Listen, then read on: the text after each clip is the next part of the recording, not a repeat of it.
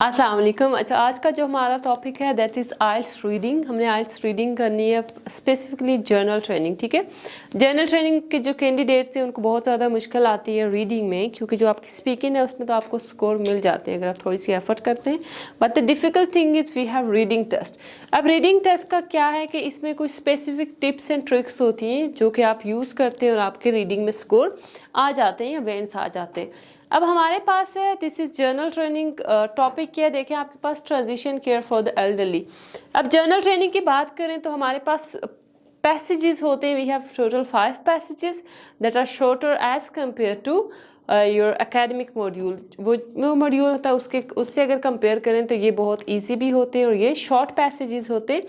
आप देख सकते हैं for example this is passage number 1, section 1 है ये passage number 1। This is just 1 page, ये एक पेज है और ये बहुत शॉर्ट और you can say that complex paragraph नहीं है, ये बहुत इजी, वर्डिंग भी इसकी इजी है।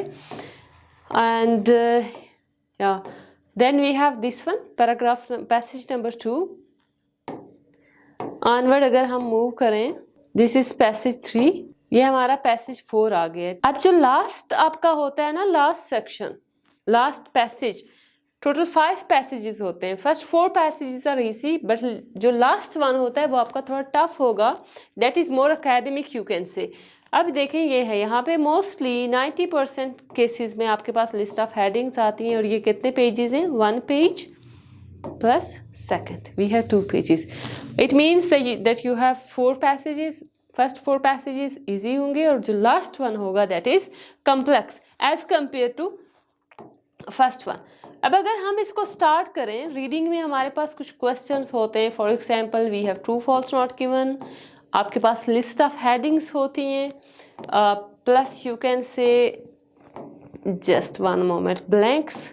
कुछ क्वेश्चंस ऐसे होते हैं जो सीक्वेंस में होते हैं और कुछ ऐसे होते हैं जो सीक्वेंस में नहीं होते हमारे पास।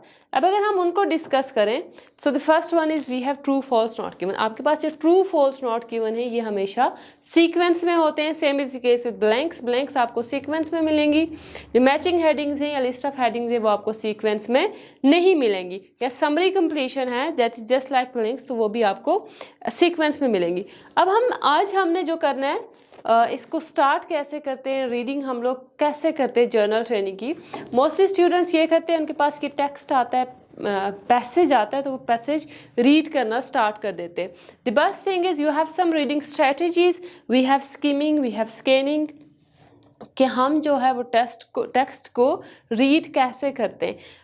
जो आइल्स की रीडिंग है इसमें आपको आंसर को सर्च करना होता है, आंसर तलाश करना होता है, ना कि आप कंप्लीट रीडिंग करके उसको एक एक वर्ड को ट्रांसलेट करें और समझें। अब अगर देखें यहाँ पे टॉपिक क्या है, first you have to read the topic के जो पैसेज दिया गया है, पैसेज का टॉपिक क्या है। First thing is transition care for the elderly. अब एल्डरली आपको ऑब्वियसली इसका मीनिंग पता है कि ये क्या होता है। ऑनवर्ड अगर हम मूव करें, हमने जस्ट टॉपिक रीड किया, हेडिंग, ठीक है, हेडिंग हमने रीड की, then we will move toward questions. उसके बाद हमने क्वेश्चंस पे आना है, हमने पैराग्राफ पैसेज को बाकी रीड नहीं करना। अब क्वेश्चंस हमारे पास हैं। For example here we have question number 1 to 6, do the following statements agree with the information given in the text on page number this one, true false not given है। अब कह रहा है कि if the statement agrees with information right true, अगर agree नहीं कर रही तो फॉल्स, और अगर आपके पास इंफॉर्मेशन मिसिंग है then it will be not given.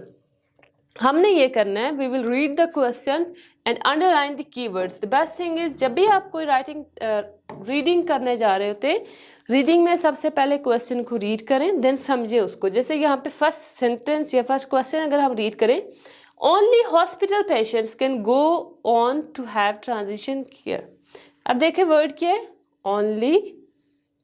Only का मतलब सिर्फ, ठीक है, सिर्फ हॉस्पिटल पेशेंट्स की वो बात कर रहा है, बाकी किसी की बात नहीं हो रही हमारे पास।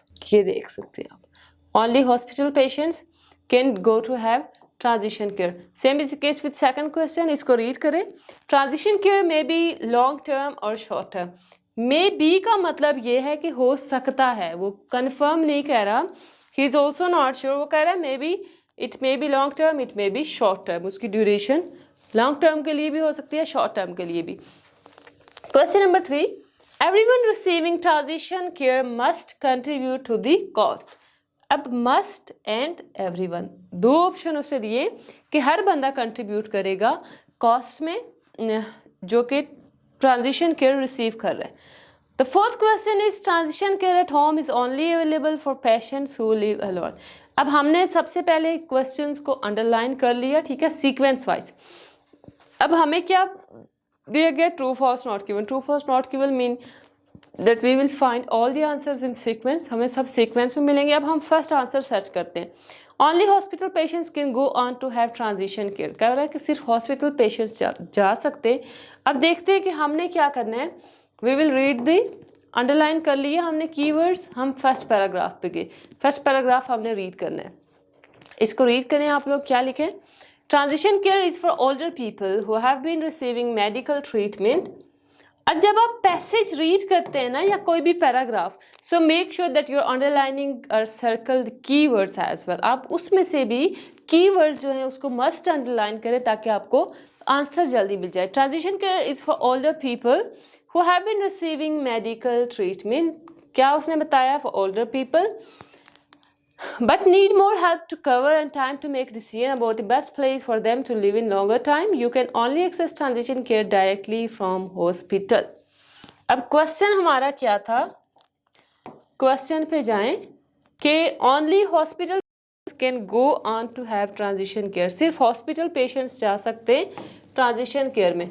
और वो यहाँ पे क्या कह रहे हैं? You can only access transition care directly from hospital. देखें, here we have word only. इसका मतलब क्या है कि वो भी यही बात कर रहा है, उसकी स्टेटमेंट भी सेम है. so we can say this is true. ये क्या है? हमारा आंसर क्या हो जाएगा? ट्रू. अब आप नीचे जाएंगे, इसके आगे सिंपल आपने लिख लेना है ट्रू. ठीक है. कुछ स्टूडेंट ऐसे होते हैं जो ट्रू फॉल्स नॉट गिवन को टी एफ और एन जी लिख रहे होते हैं, बट जब आप रियल टेस्ट में जाते हैं ट्रू की जगह टी लिखेंगे तो वो आंसर आपका गलत कंसीडर किया जाएगा. So next question is transition care में बी लॉन्ग टर्म और शॉर्ट टर्म. अब वो कह रहा है कि ट्रांजिशन केयर जो है वो या तो लॉन्ग टर्म हो सकती है या शॉर्ट टर्म. दो ऑप्शन है. अब हम जाते हैं वापस अपने पैसेज की तरफ. Transition care is focused on individual goals and therapies and is given for a limited time only. It offers access to package of service that may include. अब देखें उसने क्या लिखा है. Transition care is focused on individual goals and therapies and is given for a limited time only. अब हमारा question था, question में उसने ये बोला कि या ये लॉन्ग टर्म होगा या शॉर्ट टर्म, लेकिन आंसर क्या है कि सिर्फ क्या होगा? Limited time only. इसमें सिर्फ लिमिटेड टाइम है, लॉन्ग टर्म नहीं है. अब हम वापस क्वेश्चन को रीड करते हैं ताकि कोई कंफ्यूजन बाकी ना रहे. Transition care may be long term और short term. May be long term, may be short term, but the answer is we have transition care is focused on individual goals and therapies and is given for a limited time only. अब वो कह रहा है limited time है. इसका मतलब क्या? हमारा ये आंसर क्या हो जाएगा? It will be false. ये ट्रू था, ठीक है. ये क्या हो जाएगा अब? False. It will be false. Okay. Everyone receiving transition care must contribute to the cost. अब वो कह रहा है हर बंदा, एवरीवन मीन हर बंदा जो ट्रांजिशन केयर रिसीव करेगा must contribute to the cost. Must contribute यानी कि हर हाल में वो कंट्रीब्यूट करेगा. उसने देखे यहाँ पे कोई there is no exception here. अब अगर हम ऊपर जाते हैं यहाँ पे, ओके, ट्रांजिशन देखें. फर्स्ट आंसर हमें मिला है in paragraph number 1, second in paragraph number 2. It means कि हमें आंसर सीक्वेंस में मिल रहे हैं. हम इसी से ऑनवर्ड मूव करते जाएंगे, इससे ऊपर नहीं जाएंगे आपके आंसर्स को ट्रू फॉल्स नॉट गिवन को सर्च करने के लिए. Transition care is often provided by non government organisation and is subsidised by the government. अब वो क्या कह रहा है आगे, आप लोग स्टेटमेंट इसकी रीड करें. If your circumstances allow, it is expected you will contribute to the cost of your care. वो ये कह रहा है कि अगर आपकी हालात आपको इजाज़त देते, if your circumstances allow, it is expected that you will contribute. But our question was कि you must. ठीक है. इसका मतलब क्या है कि वो फॉल्स है। ये था ना question number 3, everyone receiving transition care must contribute to the cost, it means this is false. Same is the case with question number 4, transition care at home is only available for patients who live alone। अब वो ये कह रहा है कि transition care जो home पे दी जाती है सिर्फ उन पेशेंट्स को जो अकेले रहते। अब हमें आंसर मिला है from this paragraph, we will move onward, हम नेक्स्ट पैराग्राफ रीड करेंगे।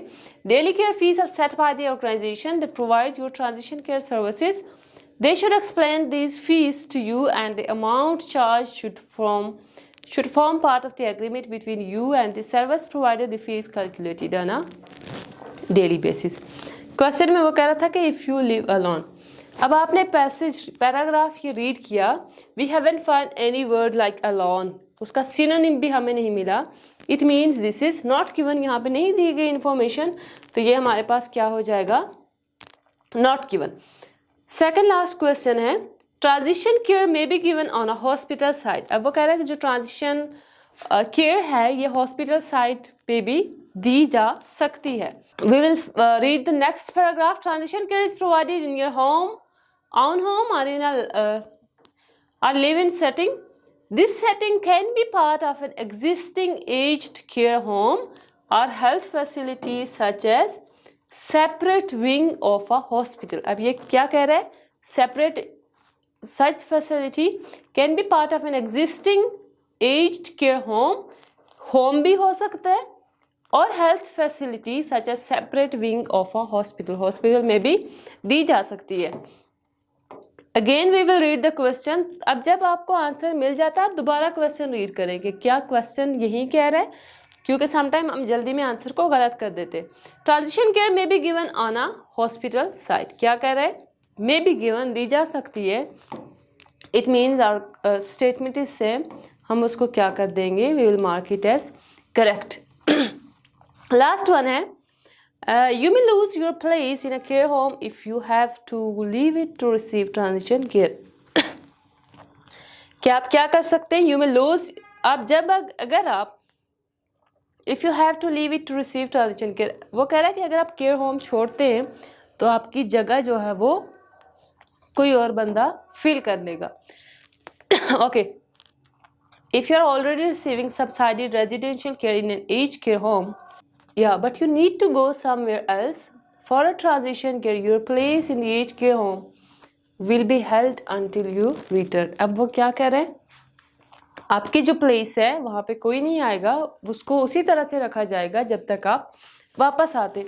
सो हमारा क्वेश्चन ये था कि you may lose your place, it means place, it means that our answer is false. यहाँ पे हम इसको क्या कर देंगे, फॉल्स कर देंगे।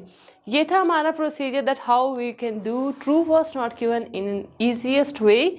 सो आपका टास्क है कि आप नेक्स्ट जितने भी ये बुक आपके सामने है, बुक 10 है, आप यहाँ से जितने भी ट्रू फॉल्स नॉट गिवन है आप उसको सर्च करते जाएंगे किस टेस्ट में आपको ट्रू फॉल्स नॉट गिवन मिल रहे, और उन सब को आप लोग करते जाएंगे ताकि आपकी ट्रू फॉल्स नॉट गिवन वाले सेक्शन पे अच्छे से ग्रिप हो जाए। If you want to watch more videos on reading tips and tricks, you can go to Yashal English house YouTube channel and you can watch more videos. Thank you so much.